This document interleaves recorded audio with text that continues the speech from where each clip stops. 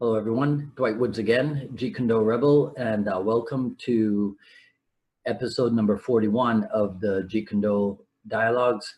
This will be with another one of my Atlanta JKD colleagues, Baba Taji Nanji.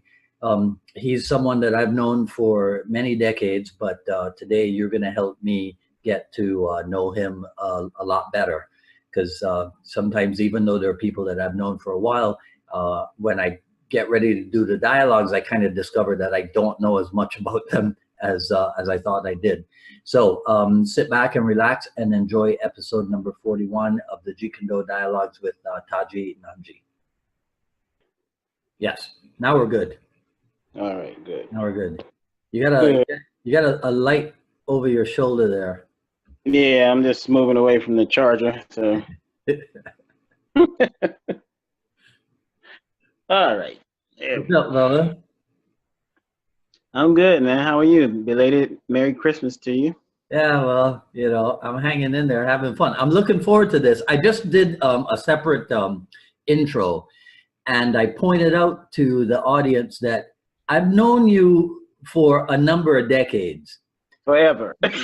Right? But in trying to research you, I realized that I know, but I don't know enough about you. So you're gonna help me now get to know you better, and I'll share it with the rest of the world, with everybody, right? So I think I told you that I spoke with Suli earlier this morning, right?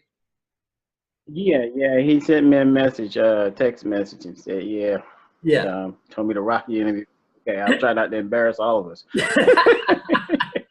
So during the course of our discussion, the name Ronald Duncan came up, and he said, wow, really? He said, well, you need to talk to Taji because he'll recognize that name.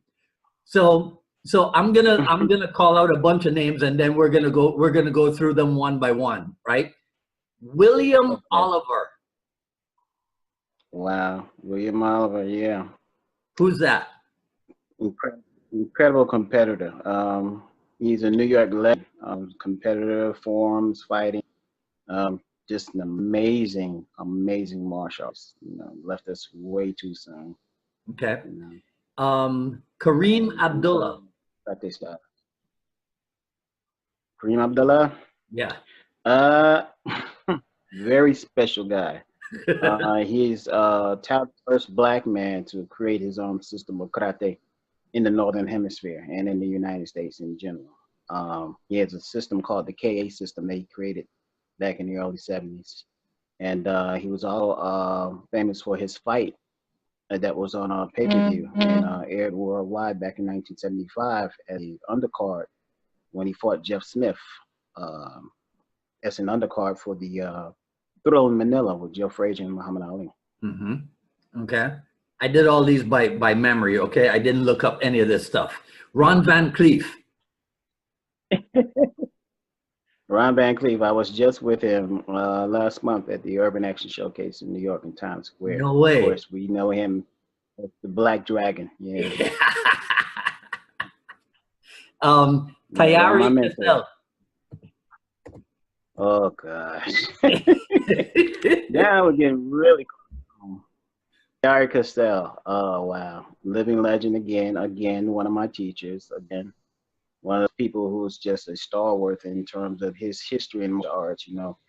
He is, without question, if people will really be honest with the research, the godfather of mixed martial arts competition in this country.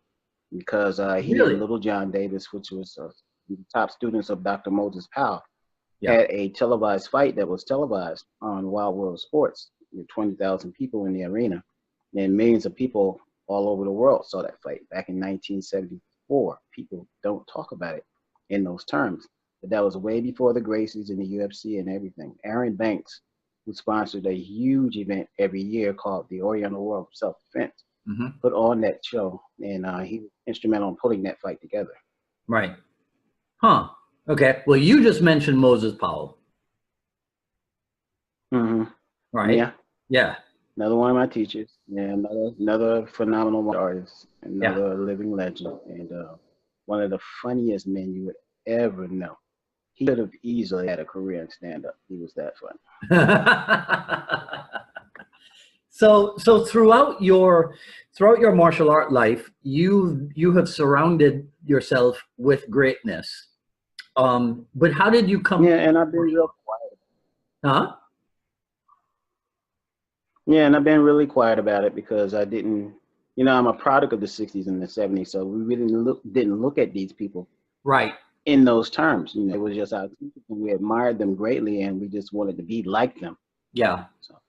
That's the other thing, right? And I hope that I don't impose upon you, because you know, one of my images of you when I'm up there in Atlanta, you're always paying attention, but but nobody knows that you're there because you're always so quiet. At some point did you learn that you learn more by watching more and not talking as much? Absolutely, absolutely. I think it's just part of my natural personality. I've always been that way. Mm-hmm. I've always been a huge observer of people, things. So Mm-hmm. not that I could really take it and process things more if I was just quiet and just observe. Yeah.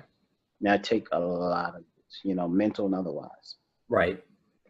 But when you're in front of a group, when you're in the role of instructor, you have to reverse that, don't you? Yes, very much. You know, it has to be, it's almost like turning on a light switch for me. You know, Mm-hmm. you have to go one extreme to the other. Mm-hmm. And I actually enjoy being, probably more than I enjoy being the instructor, but I like the challenge of being an instructor. But again, there's an old African proverb says, you know, when you teach, you learn twice. Right. So yeah. It's good for me because that will confirm what it is I know and what it is I don't know and what I need to work on and what I think is pretty solid. Mm-hmm. I got another name for you because this was my first experience with African martial arts. Kalindi E. Oh, wow. Kalindi. Yeah, Kalindi is amazing. Again, the last time I was with him was a couple of years ago in Philadelphia when they do the tribute for Dr. Moses Powell every couple of years. Another phenomenal martial artist, another staple of the Detroit community. Right. And he started out as a fighter and a competitor, and then branched into research into the African martial arts. As a matter of fact, a lot of the people that I was surrounded by in terms of my research and training and development in the African martial arts were people like Kalindi Igi and you know, Mfundishi Masi, Tayari Kasel, of course. Mm-hmm. Mfundishi Tolana, you know, so people like that, Mfundishi Nganga Tolana, and several others. So that was the basis of my introduction to African martial arts, and it's because it's kept. People know me mainly as, you know, in the earlier years they knew me as, you know, Ishimu Karate guy, and later on they knew me as, you know, the guy that, you know, started training in JD and Kali and Sila. And, you know, then it got into, you know, training Moses Powell and training with my other instructor, Grandmaster James Fain in Jaffa Jiu-Jitsu. So I tend to be real quiet about it, and, you know, I just kind of go in and out, you know, what I want to highlight at times. But I've always had a deep, heavy love for African martial arts. Even though I don't display it as much in public, I'm trying to get to the point where I can give it a little bit more highlights, because even Guru Dan said to me privately once that, you know, the African martial arts really doesn't get the focus and attention that it deserves. Yeah. Well, hopefully we can get into that today.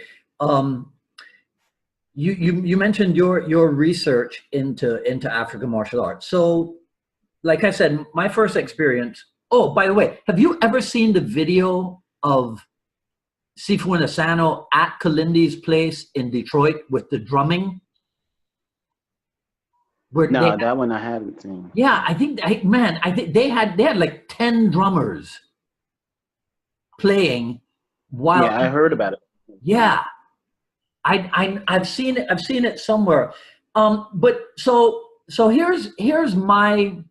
Well, no, it's not the extent, but I'll highlights of my involvement with African martial arts. Stick licking in Barbados, some time with Kalindi, right, in LA. hearing Burt Richardson talk about Zulu stick fighting. So obviously there's a whole lot more. So help us become more informed about African martial art in general, or if you want to highlight something specific.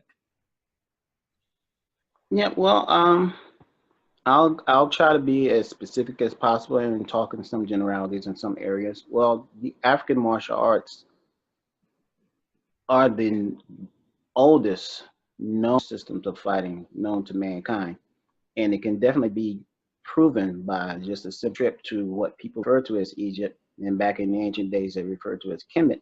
And if you go into the frescoes and the walls of the temples of Beni Hassan, and you look at the depictions on walls, you know, you see all forms of fighting. You see grappling, you see what you depicted as boxing, you see weaponry, spears, swords, sticks, knives, everything. Mm-hmm. I'm saying those structures are thousands of years old. So how do you entertain an argument that says that other cultures created fighting systems long before the Africans did?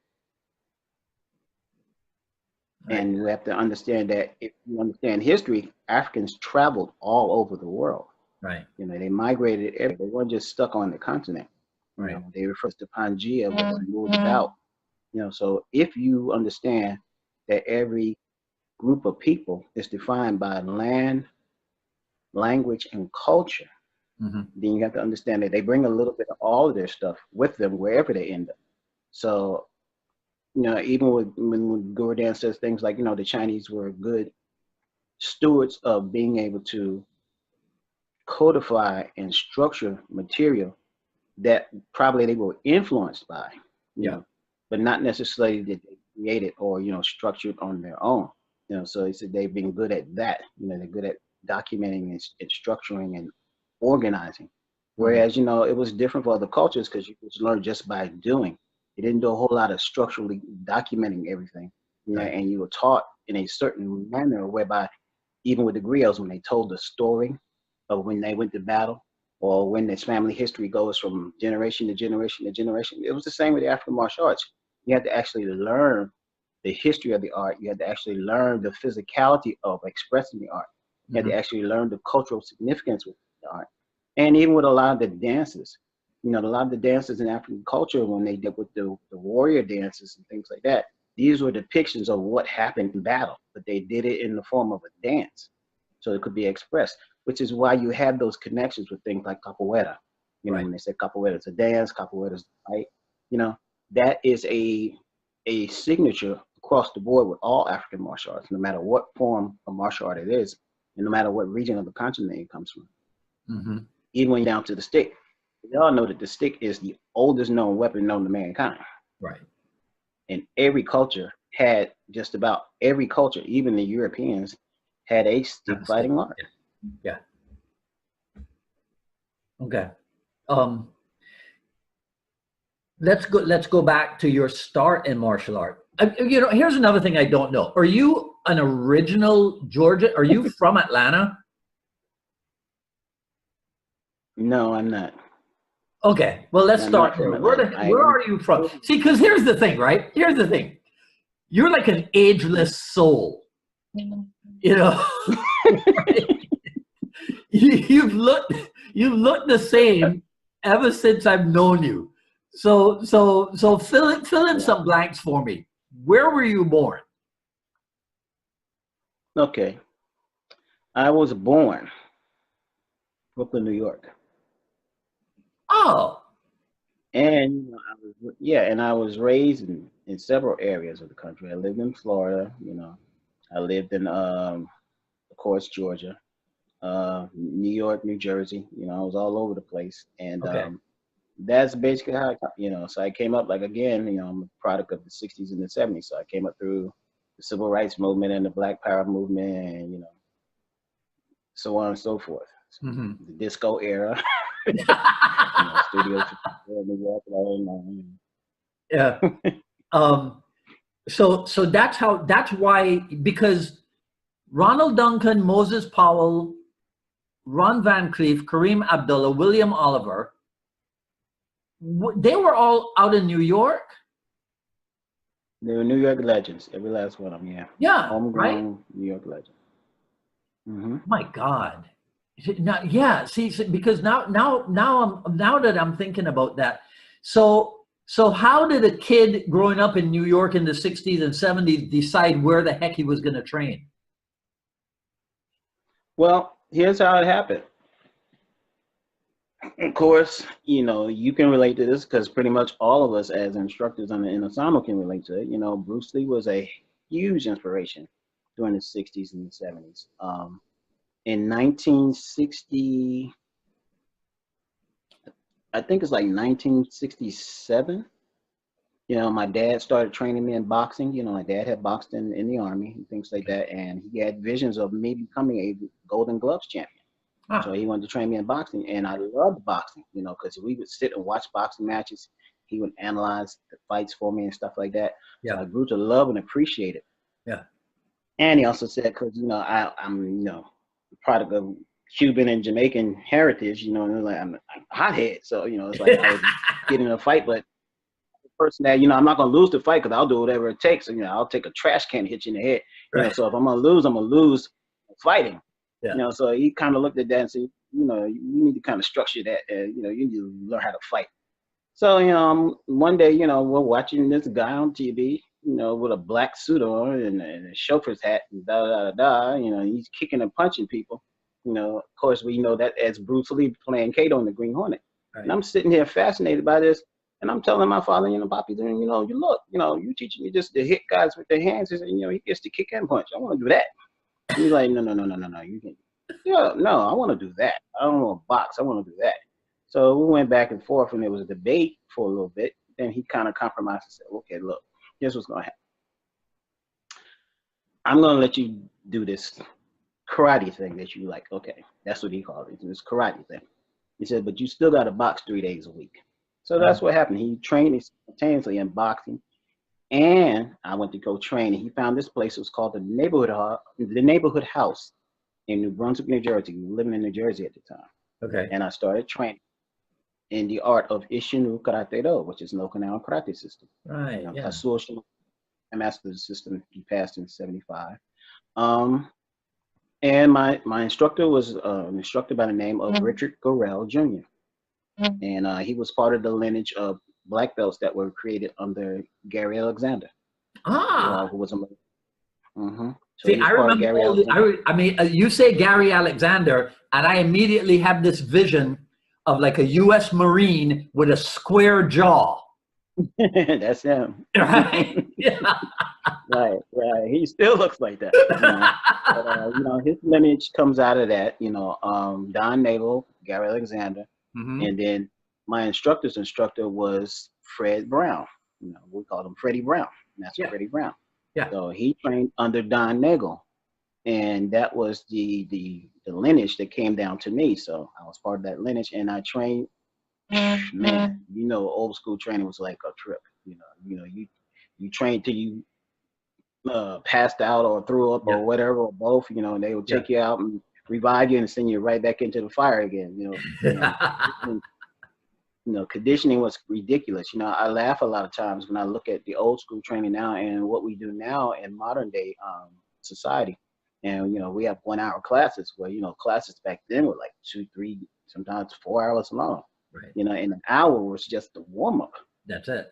You know, the hour was just a warm up. What typical classes nowadays was just the warm up. Yeah. You know, then we would go into whatever the structure of the class would be. Okay, today we're going to work on forms, or today we're going to work on 1 steps, or 2 steps, 3 steps. Today we're going to work on self-defense. Today we're going to work on sparring, you know, kumite, you know, so that was it. And, you know, we trained 6 days a week. The 7th day, we cleaned the dojo. Right. Right back at it again on Monday. Yeah. So that's how it started. Then from there, well, let me backtrack a little bit, because I actually was being simultaneously trained in 2 different systems during that time. By 1969, I was training simultaneously with my instructor's best friend, who was Grandmaster James Fain out of Newark, New Jersey. And he was a black belt in Goshi-Shun Karate Do. And he also studied Taekwondo because he was in the Air Force and he spent time in Korea. He trained there. So from there, I was training in that and also in Sharu. And matter of fact, we would go back and forth sometimes. We would take the schools together. We would travel back and forth between New Brunswick and Newark. We would train together. Master Fane had a school at the time in Newark on Mapes Avenue. So, you know, we have to understand that this is a time period where we had a rivalry going on in the Newark community too.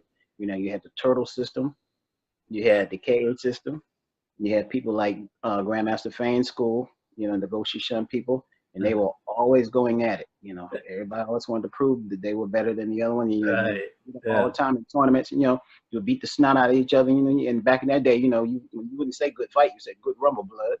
You know, you say, yeah, you want to rumble? We rumble. So that means we want to spar. So that's how we would test our skills back and forth.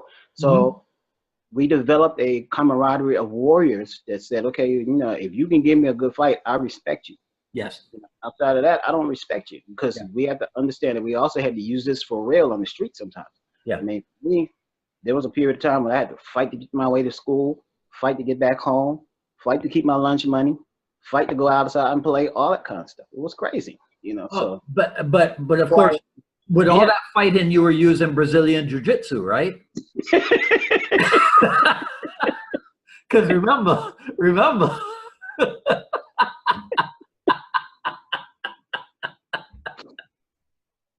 Wow.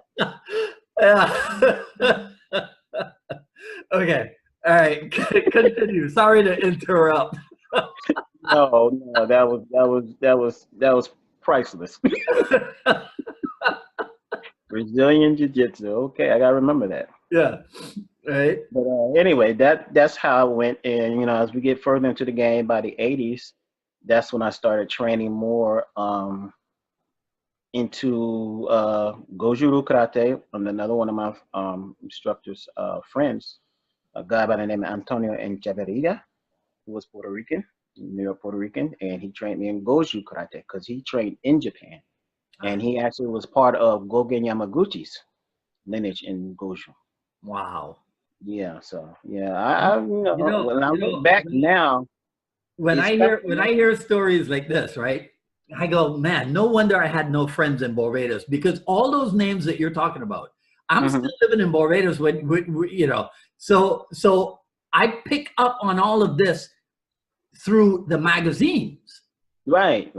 You know, you guys got to live it. I got to read about all those stuff. But that's why I know who Gary Alexander is. That's why I know Don Nagel. I know all these guys, but it's from magazines that you know, I was lucky if the bookstore in Barbados got them. Right, okay, yeah. Yeah, but as a kid, I came up, actually, you know, this was part of my rites of passage from a child up to the present, you know. I was exposed to all these people, particularly all the New York legends and the East Coast legends. I mean, I'm talking about even outside of just that. I mean, people like, what's the guy's name that was Keelan Kim's top student? Mike Warren. I watched Mike Warren. I watched Joe Hayes.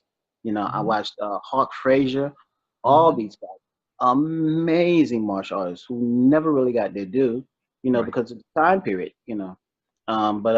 Again, you know, I was blessed to be able to know these people and watch them as a child and a teenager and a young adult, you know, and being part of that last bastion of that lineage, or that era rather. You know, it's like probably like the last of that generation coming up. You know.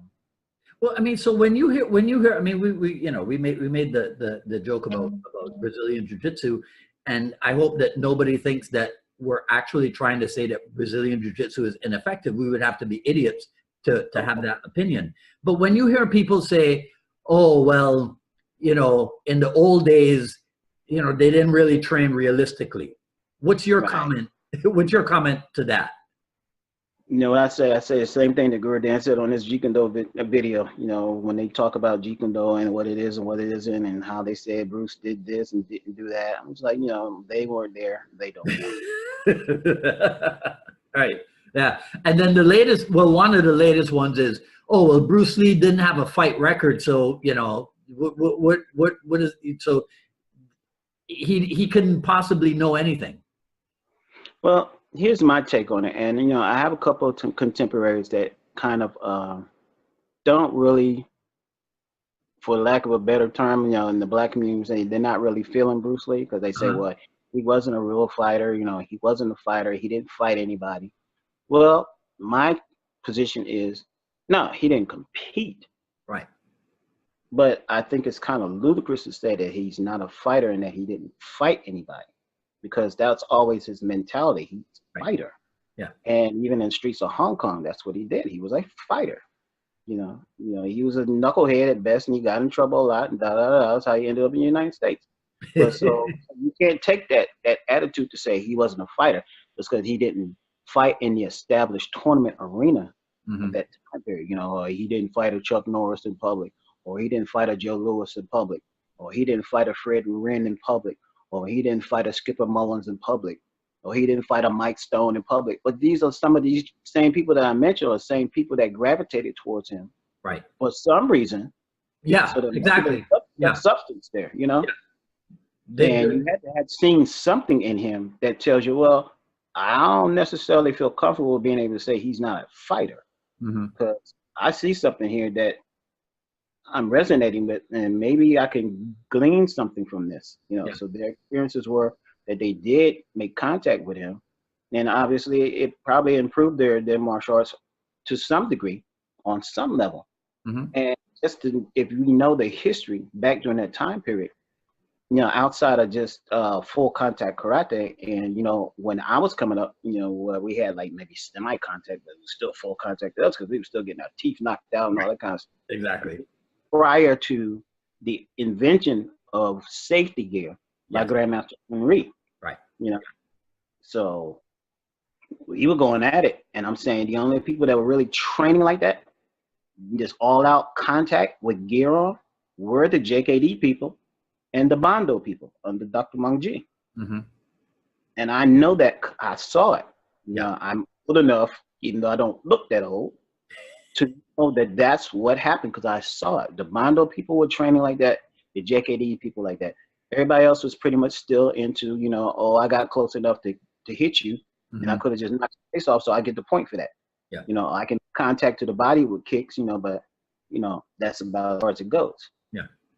Yeah, I can't just literally just blast you, because sometimes if you blast the person too much, depending upon what region of the country you fall in, you got disqualified for excessive contact. What is that? Yeah. We don't know that. As New York fighters, we didn't know that. You know, even one of my mentors, you know, Grandmaster Steve Muhammad, you know, he talks about the difference in that too, which is one of the reasons why he started the Black Karate Federation. It's like, you know, we were getting cheated left, right, and center because, you know, we would just go in with the mentality, okay, we have to approach this like, okay, if this guy flips on us and tries to hurt us, I'm going to hurt him first. Yeah. So at least he respect me. If I lose the fight, at least I'm still going to be respected. Yeah. He won't do it again, you know. And as good as most of those martial artists were during that time period, they never really got their due because of prejudice and racism during that time period. So what did Steve Muhammad do? He created the Black Karate Federation. Well, now you got a different scenario going on now, because he's rolling like 50 to 100 people strong when he's rolling to a tournament now. You're not going to ignore that. Somebody out of that 100 going to be claiming up some trophies that day. Yeah. I remember reading an article about Steve Muhammad, and he says that Bruce Lee came over to him. It must have been at the internationals or something. Right. And said, "You've got incredibly fast hands." Do you remember ever hearing that story? Yeah, I think he was still a brown belt at that time. I think. Yeah. I don't think he had even made his black belt yet. But Bruce Lee actually said he had some of the fastest hands and feet he had ever seen. That's the exact quote. Yeah. So, you know, as soon as you mention that name, of course, my mind flashes back to the scene in Enter the Dragon, when Jim Kelly is saying his goodbyes at the school. Of course. Right. Yeah, down at the Crenshaw School they had down there. Yeah, and on I forget, I think it was the documentary I Am Bruce Lee, if I remember correctly. The director Reginald is it Reginald Hutchins? I forget which, but Reggie Hudlin. Yeah, right. He talks about he talks about the and I want you to delve into this a little bit. He talks about the effect that Bruce Lee had on black kids. Yeah. Right. as a role model as such. What is your take on that? I talk about that quite a few times and quite often with all of my students, you know, and I joke about it sometimes. And you know, Bruce Lee was a honorary brother anyway. And they say, what do you mean by that? I said, look at his mannerisms. You know, the thing with the thumb and the nose and, you know, looking the guy up and down like he did when the guy said, Mr. Lee, why you not in uniform? Yeah. That's black folks. Black folks. I gotta say nothing. If you keep eye contact long enough, you're gonna hear everything you need to hear just off of that energy. That says, leave the hell alone. Don't do what you gotta do. I got this. You know, so even his walk, you know, just like we look at Barack Obama and say, you know, Barack Obama got this cool pimp walk. Bruce Lee had it too. You know, but a lot of people don't understand he was heavily influenced by black culture. First of all, his very first student, if not one of his first students, was a black man in this country by the name of Jesse Glover. Bless his heart, you know. Yeah. You know, rest in peace. But Jesse was amazing, and Jesse, I'm really sure that a lot of Jesse and a lot of other, you know, people within the black community and black culture, you know, resonated with him. You know, Steve Muhammad even says that, you know, the whole hand position thing where, you know, Bruce Lee does the thing with the thumb out and you know, Grandmaster Muhammad said, you know, he stole that from me. He said, I used to do that. He said, and you know, this guy studied me. He said Bruce Lee had films on him fighting from like, I think like white belt up to black belt. You know, I don't know if that's totally accurate, but he said Bruce actually had film on him fighting, you know, and he would study his movements. Wow. Yeah. Yeah. Okay. Well, it's really hard to keep up on your chronology. So you watch Kato. Were you aware of who Bruce Lee was outside of TV in the martial art world? Not at that time period. Okay. So when did that happen? That probably didn't happen. I was exposed to Bruce Lee by 67. By 68, I was training in martial arts, formally in Ishinru. That probably didn't happen until about 69 or 70. You know, when I started seeing him doing like fight choreography stuff for Dean Martin movies and, you know, like, James Coburn and Batman Flint, stuff like that. That's when I really became aware of him then. And then as I started reading articles by him at Black Belt Magazine, you know, particularly one in 67, To Liberate Yourself from Classical Karate, you know, and his treatise on, you know, the essence of fighting and how we need to move away from the classical mess, things like that. That's when I really started getting exposed to him outside. Can you remember what you thought of that? The Liberate Yourself from Classical Karate? Yeah, well, I'm a teenager and I'm looking at this and I'm really trying to make sense of it because I'm still trying to figure out what the hell I'm doing right now. But as I grew and matured, I started to understand that, you know, he was way ahead of his time. And, you know, when you say things like that during that time period where everybody had a strong allegiance to system, style, and instructor, and that was a big slap in the face. Right. Yes. So as you now start to mature and you move into the latter half of the 20th century, and now we're in the 21st century, you understand a little bit better that he wasn't necessarily downgrading anything. He was merely saying that, okay, what we're doing is cool, but let's not get bound to it while we can't see other possibilities outside of it. Because, you know, just like you have several crayons in your box, you're not going to sit there and say, well, I'm just going to use this one crayon, that's it. I got this brown crayon, I'm going to color everything brown. I don't care if they're other crayons. You know, I like everything I see brown, I'm going to color brown. That's basically what he's saying. You know, well, you know, there's opportunity here for growth and development, and that we should look outside of the established norm to see how we can expand and grow. And I think people kind of took it, and maybe it's because of the way he approached it. We have to understand that he was a young man. I know it was like for me being in my 20s and 30s. You think you're invincible. You think you can say anything you want to say. You're not going to suffer any repercussions. You ain't scared of nobody because you really don't care.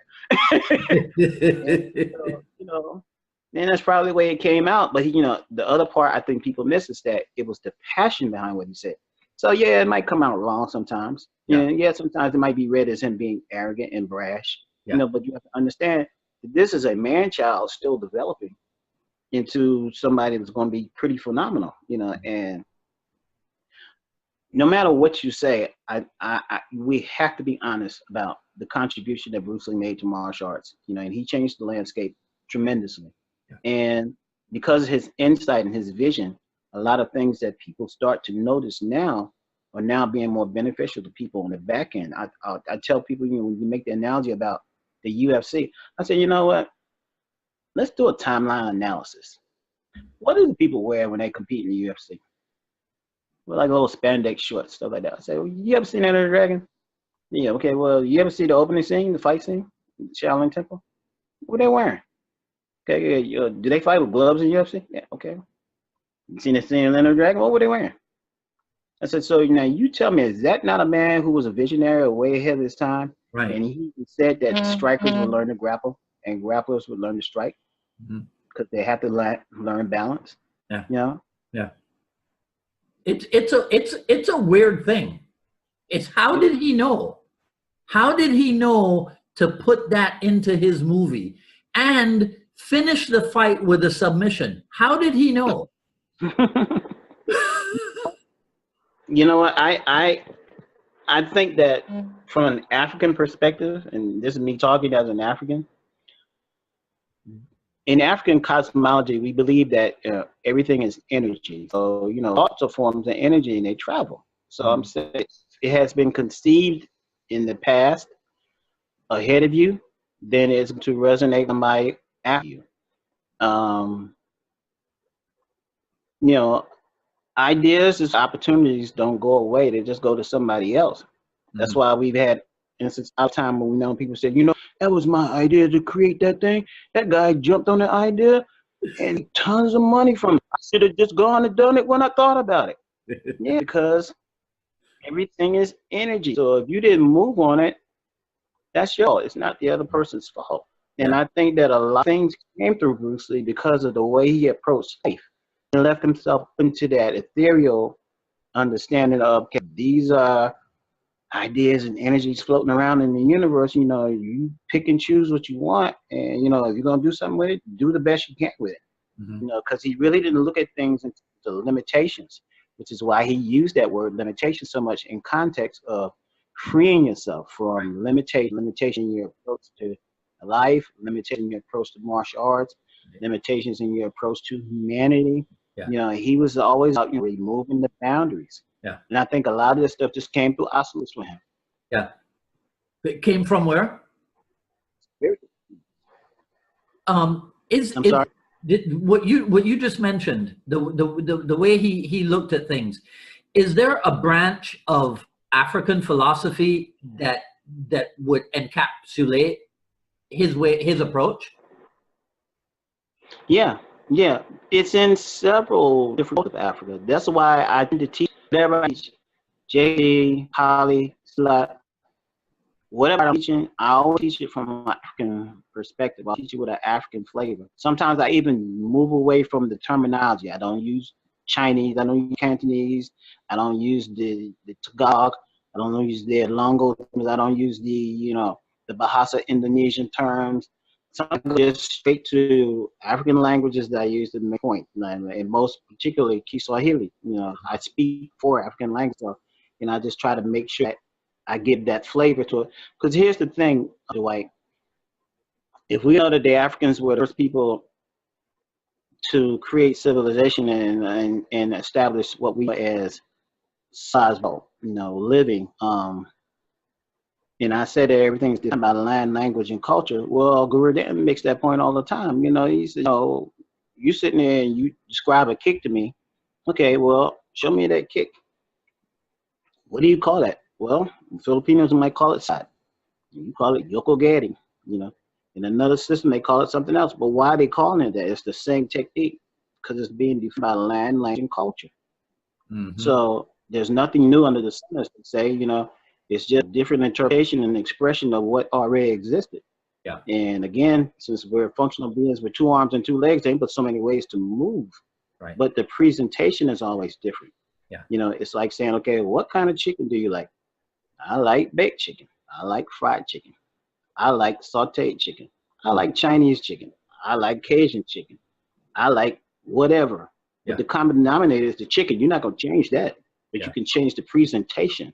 Yeah. And I think all martial arts are like that too. So I think sometimes when we get too wrapped up in the convoluted notion of this is better because, or that's not good because, has nothing to do with it. Because again, it's always about the individual. And I'm saying from the African standpoint, you know, I've done enough research to know that a lot of movements you see in Brazilian Jiu-Jitsu, or a lot of movements you see in Sambo, or a lot of movements that you see in what they call pancration, they were all there in different African grappling systems, most notably the Central and the West African systems. If you look at them, like Dambe and all those other arts, they have it. They've always had it, but they also had the element of punching, kicking, and kneeing at the same time too, which is pretty much like if you look at shoot wrestling, you know, that Sayama created.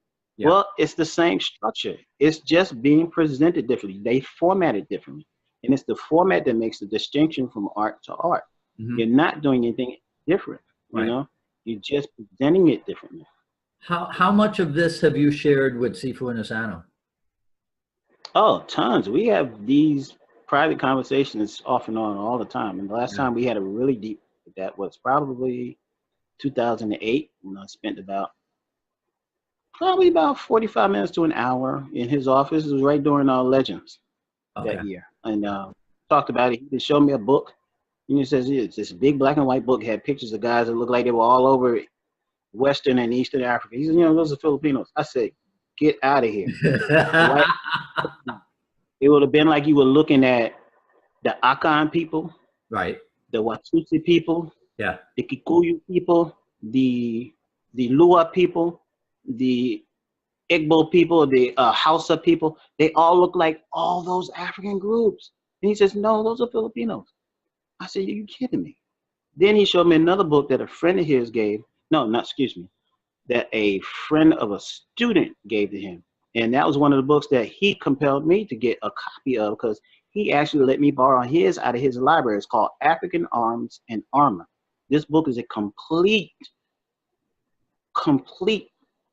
depiction. It has pictures, it has history, everything of all types of African weaponry from every region of Africa.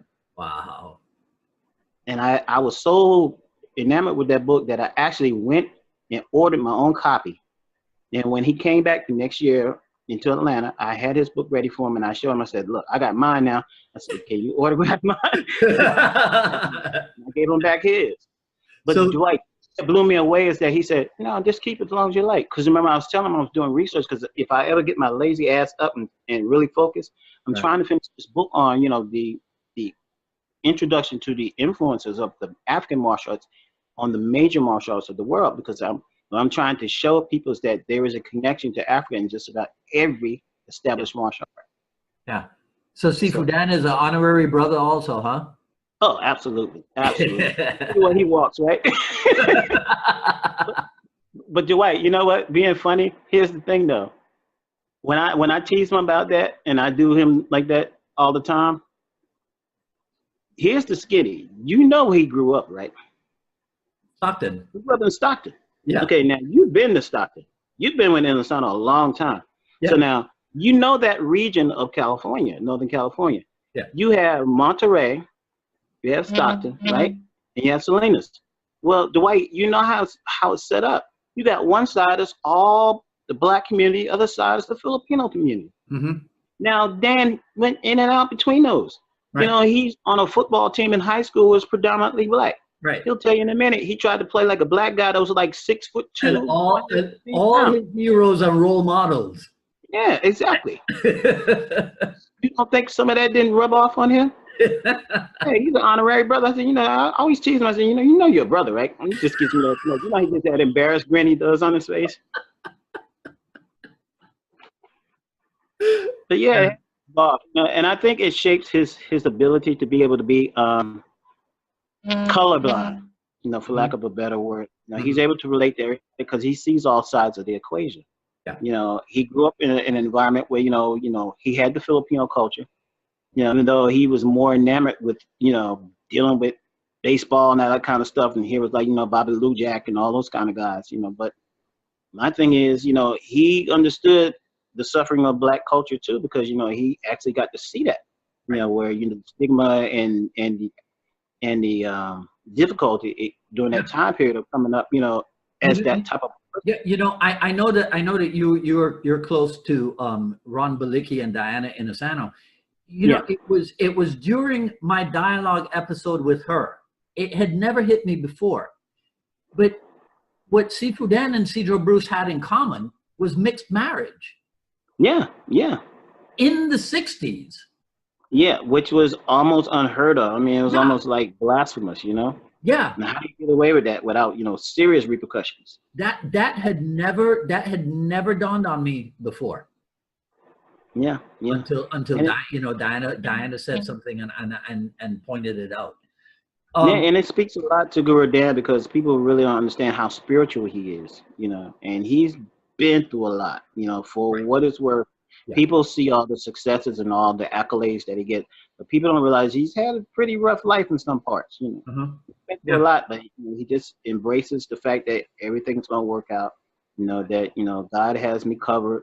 And if I just keep doing the right things and treat people right, everything will fix it. Yeah, that is a quality of his that I admire so greatly. His ability to just keep moving forward in spite of the adversity, to just keep moving forward, and to have that detachedness, because it's not detachment, because he's not detached from the world. No, he's highly aware of what's going on. Huh? No, he's highly aware of what's going on. It's almost like that biblical saying of, being in the world but not of it. Yes. Yes, exactly. And that is a quality that that I don't know if you can cultivate that or if you have to be born with it. I don't know. That's an interesting question, Dwight. I think for some people it's a little both, and I think for others it might be, you have to kind of pick and choose how life. You're in a position where you either are born with it or you have to learn to develop it. One of that a lot of people probably don't know about Guru Inosanto is that he wasn't always that kind of mellow guy that we know now. From what he said, he was kind of hot-tempered in his earlier years. Yeah. Out and stuff like that. And I think it was an instance where he got lost or something like that. Yeah. And I think that changed him a lot too. Well, the one thing that that it took me a while, and then I kind of honed in on it, is the fact that he was what, a 9.5 or 9.6 100-yard sprinter. Yeah, world class. Now you cannot be mellow and get to that level. No. You can't be Mr. Laid Back, and you've got some drive in you. Yeah, and you got some swag in you too, as we say. How do you maintain that level of excellence without really having a supreme belief in yourself and confidence that says, you know what, doesn't matter what you do, I'm still going to rise to the top either way because I'm committed to my work ethic and I'm committed to my talent. Talent alone is not enough. I still have to have a strong work ethic to either maintain or expand and exceed what I'm already doing. Hey, in your opinion, is there enough of that work ethic in the world today? No. What are we going to do about that? Technology has made us all inherently lazy. Yeah. I think that most people don't have an idea of what they're fighting for. When I was coming up in the 60s and the 70s, we knew what the agenda was and we knew what we wanted to achieve because we knew what we were fighting for. I don't think people have anything to fight for right now, but to say everything in life is cyclical. Maybe the advent of a Donald Trump in society running the presidency the way he is a call to action for a lot of us to be able to define, what it is we're fighting for. As warriors, and I've always considered myself a warrior. I've always embraced the warrior lifestyle, and as a warrior, you already know right out the bat that you have to define what it is you're fighting for. Right. Otherwise, you can't be effective as a warrior. Right. So I think that for all of us, we have to make a choice now of what do we hold sacred? What do we hold dear? What are we willing to fight for? And even more importantly, what are we willing to die for? What's that important to you? Mm-hmm. You know, I have a 3-year-old son now, and you know, my old butt sitting here hitting the reset button, saying, "Okay, well, you know, you're way past 50 now, and you got a son." I'm like, "Yeah," and it's invigorating me, and it's almost making me feel immortal because I got to keep up with this guy. Right. You know, Exactly. he doesn't care. He doesn't Yeah. care. He's like, okay, I want to play. You know, I want to bounce in your head and da da da da. You know, and I gotta have that stamina and that endurance. So, Mm-hmm. but not only that, I'm looking at him and saying, you know, he's my future. He's my legacy. So anything I do now, moving forward, I got to do it with excellence because he's watching me. And not only that, I owe him. You know, the thing of the matter is, as a parent, you always want better for your children than you had for yourself. If you grew up poor, you definitely don't want your children to be poor. Right. So, you know, even when I start training him in martial arts, I want him to be better than me. I don't want him to be as good as me. Mm-hmm. I want him to lead me. There's no ego in that because it's just like saying, okay, well, if you move out this house, I want you to live the same way I lived when I was young. I was poor. I want you to be poor too until you find your way and then you become rich and established. And now you can sit in the lap of luxury. No, I don't want that for him. If he can, I want him to sit in the lap of luxury from day one and keep it. Yeah. You know? You talked about looking the same. What give us a tip on your health and fitness regimen? Wow. Somehow or another, I knew you were going to slip that in, Dwight. I'm no fool. Well, I'm going to be real honest with you, Dwight. A lot of it is just good genes. And the second part of it is I really don't take my health for granted. I've always been very health conscious. So I drink a lot of water. You know, I have a plant-based lifestyle. I love to move. You know, little known fact, I love to dance, even though I don't consider myself a great dancer. Mm-hmm. You know, the dances that I like to do, not so much like hip hop stuff. I love cultural dances, like, you know, doing salsa dancing, you know, or doing, you know, calypso dancing, you know, You're Cuban Jamaican, man. God. You know, Yeah. I love that stuff, man, because it's a part of me and it speaks to my spirit. You know, I can hang with the other stuff, but I'm saying I just love to move, which is one of the things that drew me to martial arts, you know, and I see the direct connection between dance and martial art, which is why I tend to embrace both. Yes. But, you know, getting back to your question, you know, I fast a lot. And I found out from my research that fasting really helps to kind of slow down the aging process because your body's not working as hard and you're releasing more toxins more often than not. And so your body doesn't get an accumulation of it. And it tends to give you the ability to regenerate a lot faster.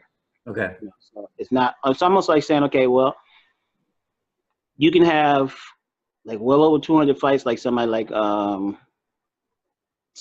Julio Cesar Chavez, and it takes a heavy toll on your body because you were fighting almost all the time.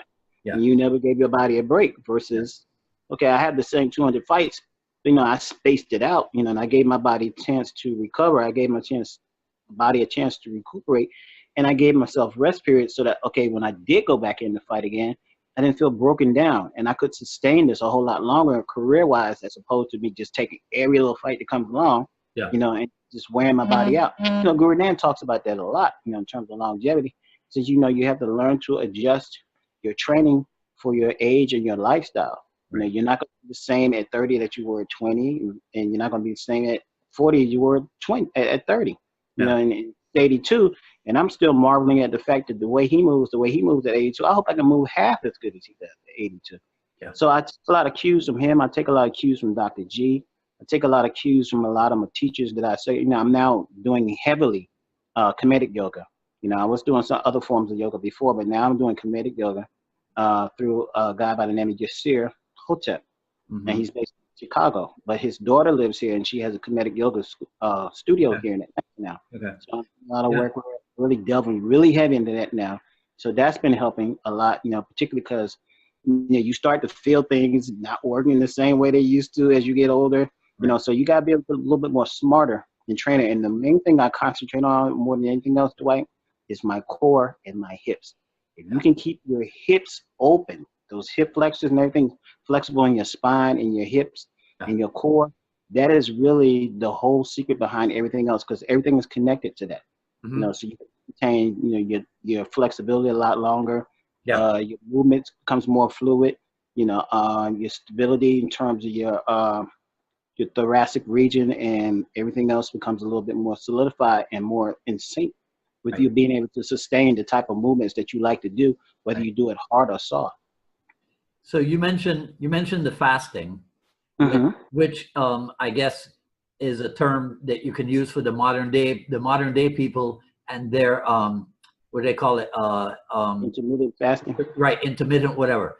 But again, fasting is not a new thing. Fasting is old knowledge. Old as dirt. Even in the Bible, they tell you fast and pray, right? I mean, I'm pretty sure even in the Bible, right? So, so how does that and you mentioned, you know, about life being cyclical. So the realization, the recognition of the fact that life continues in this let's almost say circular fashion, and that there really is nothing new. No, there's not. How do you convey that to the people in your charge, the people in your chair, in your care, the people that come to you for instruction? I tell them that everything works in the universe like seasons. You know, winter, spring, summer, fall. You know, we're now officially into winter. Well, every season has their characteristics and their features that define it as such. Well, life is the same way. You know, your spring in your life is like your youth. You know, your winter can be pretty much like when you're approaching what they call old age. Right. The summer and the spring can be like adolescent, pre-adolescent. You know, so there are different seasons in your life, and it even goes beyond age. It can go beyond. It can go into experiences too. You know, in African culture, you know, you're not really considered an elder until you hit a certain point in your life where you've now established yourself in certain areas, and you have certain wisdom to your life experience you can share with other people. You know, so that at that term that are referred to as an elder. You know, so I kind of share it with students and people like that in that context, so they can get a better understanding.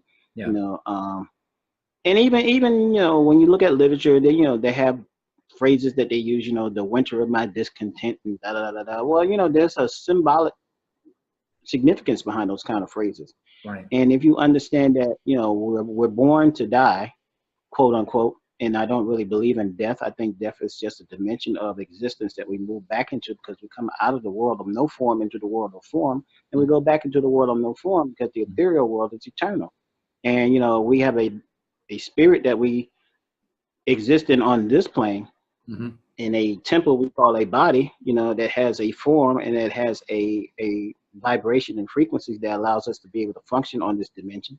Yeah. And then when we expand beyond that, we go back to our original form, because energy is never created or destroyed. It just changes form. Right. So I look at it from that standpoint, and I teach it like that, so that people can understand, you know, you don't have to fear death.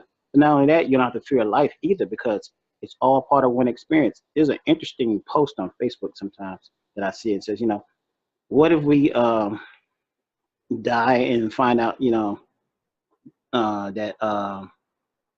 that this is the real world, you know, this is the real life, you know, that we finally woke up, you know, that the life that we knew it was the real dream, you know. Yeah. So it's just an interesting analysis. So I have a healthy respect and appreciation for life, especially when my wife passed away 7 years ago, and now with my son being born 3 years ago, it's kind of like cross-sectionalized of life experience and understanding, you know, that life and death is connected to one continuum, you know, and that when you lose something, you gain something, and when you gain something, you lose something too. Yes. So it's helped me to better cope with my wife's passing over the years, and it's also given me a deeper appreciation of saying, you know what, no matter what people say, if they like you, they like you. If they don't like you, they don't like you. It ain't none of your business. Just keep forward, because it has nothing to do with you. That's all on them. because you're the same person every day when you get up, and nobody knows your story but you. You know, there's a saying that says, you know, be kind to everyone because everybody's fighting a battle you know nothing about. Exactly. If they're smiling in your face, you know, you don't know if they're going through turbulence, but they have enough presence of mind and character to say, you know, I'm not going to burden you with that because it's none of your business. You know, if you can help me, fine, but I'm not going to burden you with it. I'm going to handle my own business. If I need to unpack my luggage, I'm going to unpack it. I'm not going to burden you with it until you help me carry my luggage, help me carry, you know, my depression, help me carry my struggles with this, that, and the other. No, you know, you have to learn how to take personal responsibility. So, you know, to answer your question, you know, to a close, is that I just try to get people to be genuine about how they approach life and saying, okay, you know, you're more than what you realize, and there's more in you than that you're expressing right now. So that's the big challenge for me. My challenge in going into the new year is to express more inside of me that I've been expressing in the past. I know there's more inside of there. It's like when you're an athlete, you know, you hit that wall, you know, or you're in that fight, you know, you just ready to give up, you know, and you got your bell rock and you're ready to fall out, and you're like, okay, no, but there's something more in you. Let it out. You're gonna have to talk more. You're gonna have to talk more. Listen, you mentioned literature, right? And then and we've talked about the lack of knowledge and the lack of understanding. But about 20 years ago, I went out to Sedona, Arizona. Okay, beautiful place. And that's where I came across a book with the title Black Indians. Okay? Opened my eyes. Opened my eyes because I had never heard of this. So what is some of the I mean, we don't want to spend an hour on this. No. But what is some of the unknown knowledge about that specific era of the history of this country? Well, a lot of that can be, and natives. A lot of that can be found if you look into the studies that's been done when he talks about Black economics with Claude Anderson. He talks about that within the framework of his concept called powernomics. He'll tell you about the relationship between the quote unquote Native Americans and quote unquote Black Americans in this time period. And he'll tell you, you know, the original people that inhabited those areas that they call Indians were Black in origin. And again, it's about the migration of Africans moving everywhere. There's another book that you can research that gives you real clarity on it called They Came Before Columbus, which was written by a man named Dr. Ivan Van Sertima. And he goes into it really, really deep, and you know, there's no refuting the facts because he did extensive research, and you know, he was very, very, very meticulous, you know. Right. So I mean, when you look at things in black and white, and it can be corroborated, it can be verified, it can be proven. Why are we still arguing the point? You know. Yeah. So, you know, there was a relationship, and, you know, again, they had contracts and treaties amongst these peoples that allowed them to live in harmony. Yeah, and again, it's like with any culture, you know, particularly like even with Southeast Asian culture, you know, there's cross mixing all the time of cultures, you know, and people adopt, you know, the ways and cultures of the different groups, and it just kind of gets amalgamated or synthesized or, you know, embraced, for lack of a better word, within the culture, and now it's part of their culture. So does a blended approach, because New World Martial Arts Fitness Institute, when I was reading up about it, it talks about using a blended approach. Right. You just fell right into that naturally because you know that that's how the world really is? Yeah, and it was confirmed by the fact that even beyond me knowing about Bruce Lee and Dan Inosanto, it was already happening for me, Dwight. I was training simultaneously as a child, you know, from like 7, 8, 9. I'm training in jiu-jitsu, I'm training in Goju Karate, I'm training in Ishinryu, you know, and I'm training some parts of, you know, Iaido with Master Fang when he would teach it at a very young age. So it's not like I was stuck in saying, okay, you know, you're just stuck in this one system and you can't train outside of this. It was already happening because they had that that communal relationship. And they were all best friends, and they all would come back and forth, pretty much like what we're doing now in the modern age with Gurdam. He brings people in, you know, to say that, you know, look, I'm not the end all and be all of this. I got it from somebody too. These are the resources that I drew from. You know, you guys are welcome to expose yourself to this. You can make your own determination, what's good or what's bad, what works for you, what doesn't work for you, what resonates with you, what doesn't resonate with you. Yeah. You know, so I was already experiencing that. So it was easy for me to be able to maintain that flavor, as for lack of a better word, to maintain that flavor going into maturity as a martial artist and then looking at other systems. The thing that I always tell people about the NMAFI blend system is that it was created for 2 reasons. And I asked for permission before I created it. And that's just old school etiquette. You know, you didn't just create a system. You had to get permission. You know, you wanted the blessing of your instructor, so I did that. Yeah. The first reason why it was devised was because it was my way of kind of going back and doing some serious research and development on my own stuff as a martial artist. And say, okay, what are you having problems with? You know, okay, grappling is that your niche? No, but do you need it? Yeah. So, you know, we need to focus a little bit more on that. Striking, is that okay? Yeah. So, can it get better? Yeah. Okay. Well, where are we going to look to improve it? You know, your kicking style, you know, is it solid? You know, is it versatile? Is it flexible? Is it adaptable? Okay, no. Well, let's see how we can make it that way. So that was the first reason. So to fix the things that were challenging me in my training as a martial artist so I can be more complete. The second reason was because, again, I understood that because people don't really know my history, because I'm real quiet, I'm real laid back, and I don't toot my horn and all that kind of stuff. And then by the time people find out, they're so amazed. You know, to this day, people still say, I didn't know you were in Black Panther. Yeah, I'm in Black Panther. Every time you see that ancestral scene, I'm all the way on the far right. I'm one of the ancestors getting blessed out by T'Challa. But, you know, getting back to the point is that I'm so quiet about it because I never really got wrapped up in the recognition thing. I was just hungry to learn and just wanted the knowledge.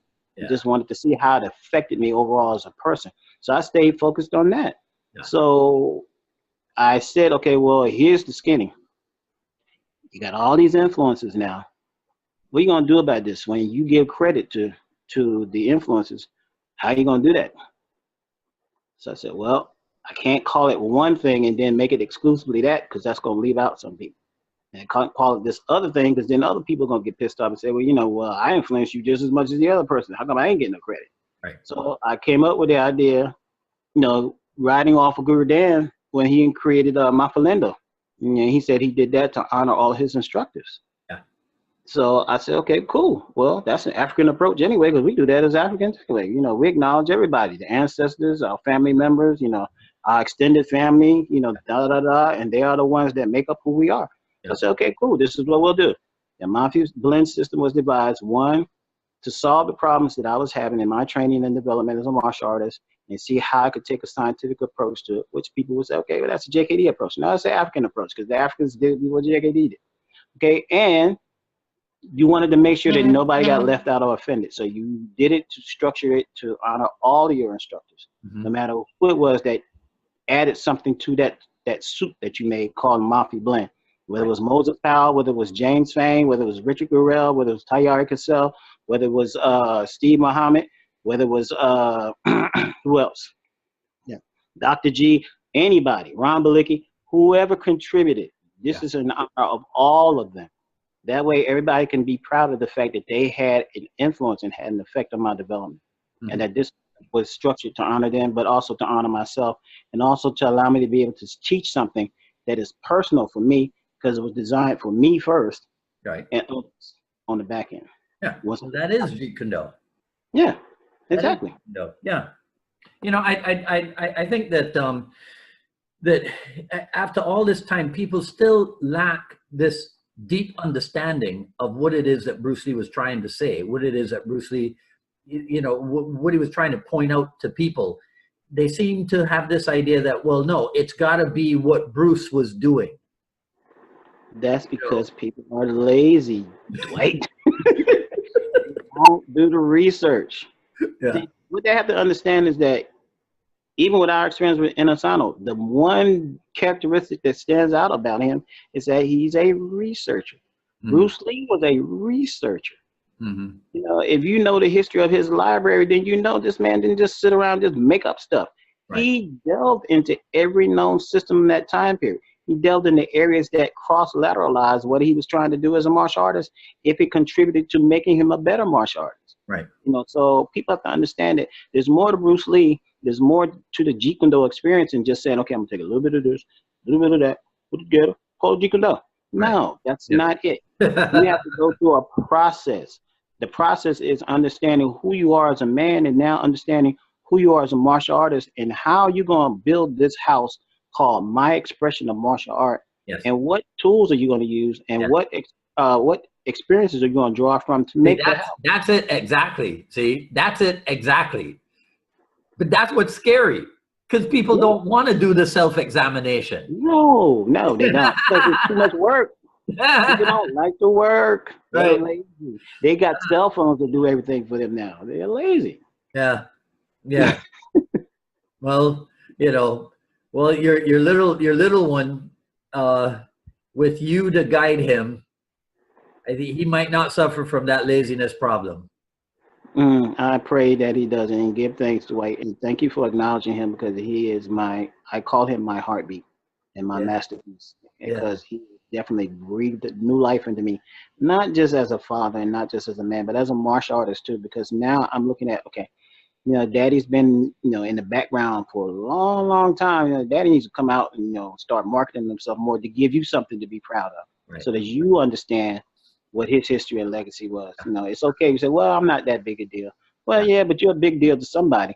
And there's an old saying that I had to learn to acknowledge now, and, you know, just to kind of wrap this up in terms of what I'm trying to say.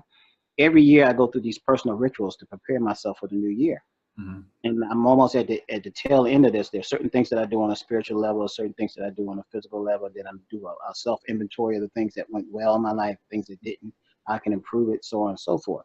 Mm-hmm. Well, there's this saying that supports a lot of what I do. It says, you know, to the world, you're only one person. But to that one person, you can be the world. And I'm saying, I'm looking at my son, and that looks at me, I'm his world. Yeah. So what I do is going to have an effect on him. You know, I'm just dealing with him right now, but I also look at the other side of the coin and say, whatever you do is going to affect all the people that you've touched in your lifetime too. Yeah. So now you're not perfect. None of us are. But if you work on being consistent and not perfect, you'll be successful, because that's called.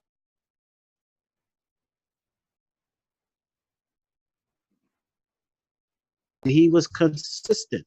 Right. You know, so that's what you have to do. You have to learn how to be consistent. Yeah. Well, listen, that's two pieces of infinite wisdom that I think we can close on. To the world, you're one person, but to one person, you can be the world. And don't try to be perfect. That's deep. Be consistent. Yeah. Yeah. Can I use those? Absolutely. I'm real generous. Hey,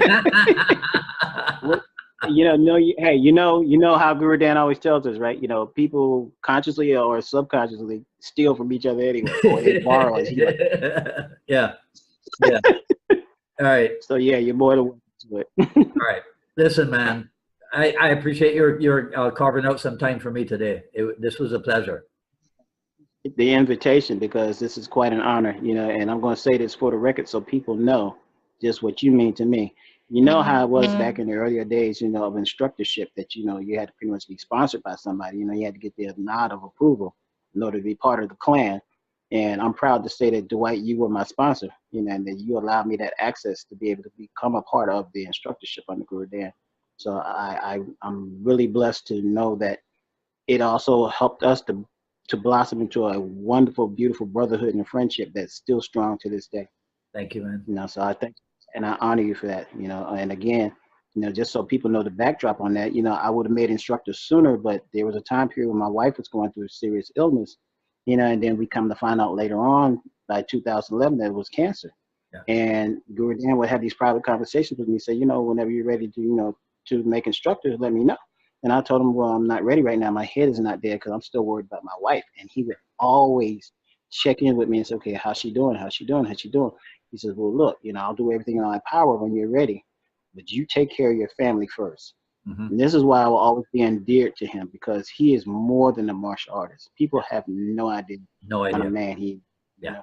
None at all. So I'm saying all that to say thank you for allowing me to be a part of an experience that has definitely highly enriched my life. And we will be brothers forever, and I love you. Thank you, man. I love you back. All right. Okay. All right. Go do something. We'll talk again soon, all right? All right, buddy. Thanks for the opportunity. I appreciate it, man. Sure thing. Happy New Year. Same to you. Happy New Year. Talk soon. Take care. All right. Hotep. Peace and love. Namaste. One love.